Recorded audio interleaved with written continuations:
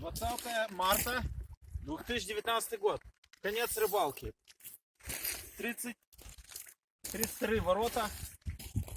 Пруд. На опарыша, на фидер. Сейчас посмотрим, что поймал я. Немножечко есть где так рыбки.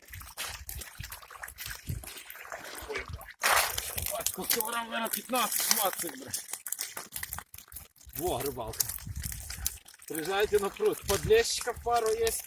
Хороших, в основном плотва. Все, выключаю. Во, рыбалка.